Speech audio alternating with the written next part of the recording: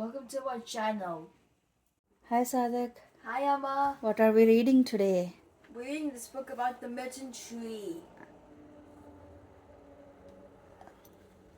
by Candace Christenstein. I carry illustrated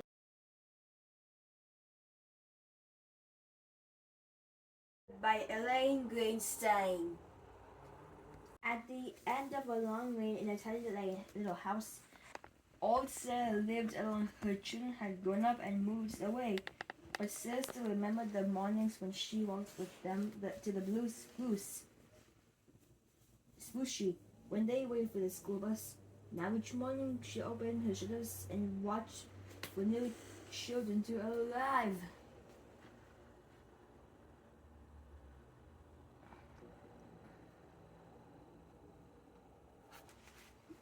Every chilly morning, Sarah put on a warm coat and started down the lane.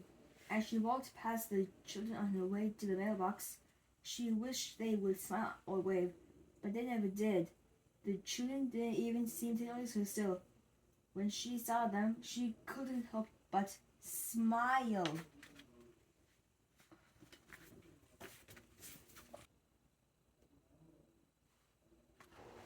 One winter morning, after the first snow had fallen, all the children were making snowmen and throwing snowballs, all except for one little boy in a blue cap and coat.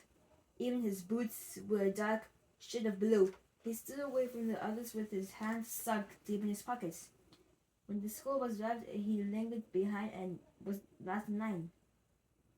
As Sarah watched the little boy climb into the bus, she could see one thing: he had no mittens.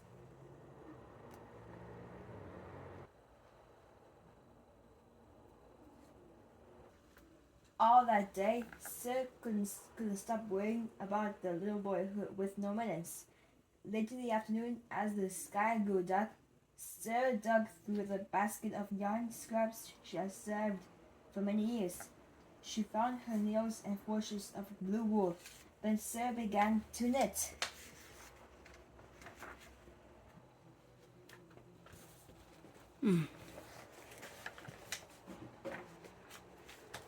It's the same picture, Mama. It's the same picture, Mama. Is it?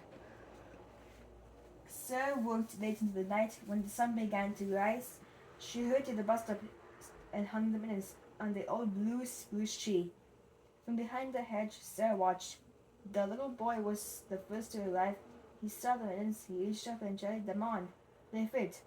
With a big smile, he made a perfect snowball and threw it high into the winter sky.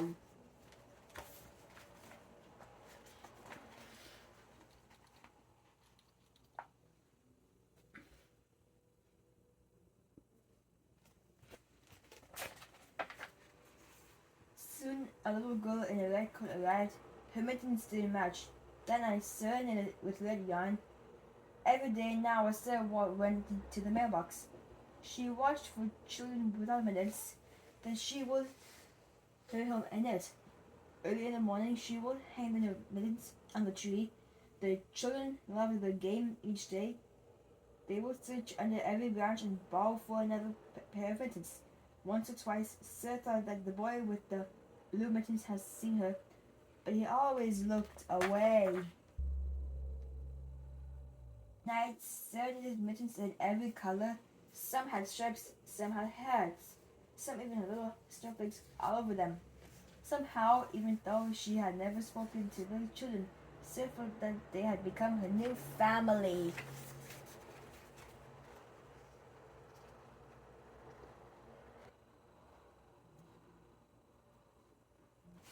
On the last day before winter vacation, Sarah awakened before dawn. She took the empty basket that had once held her yarn and filled it to the brim with mittens. Out the door and down the steps she heeled. When she got to the blue spruce tree, she hung mittens on every branch.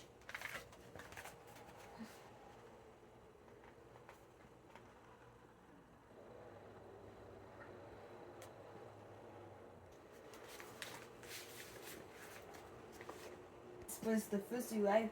He stood very still and waited for the others. In fact, All the children stood very still for a few minutes, looking at the mysterious, beautiful Mitten Tree.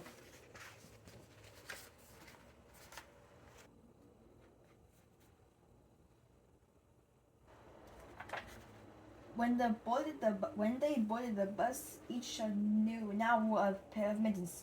Sarah watched as one by one their faces appeared in the bus windows. Still, no one looked her way as she started home.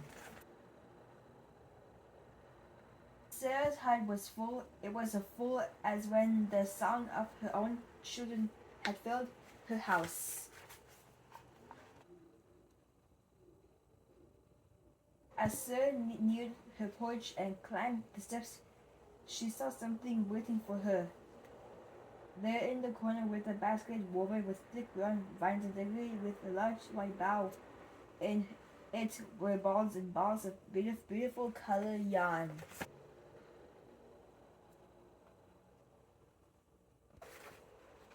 To this day, Sarah knits mittens for all the children in her town. Every time her basket is empty, a new full one appears. Know who the yarn is from. The children still don't know who the mittens are from. But someone must.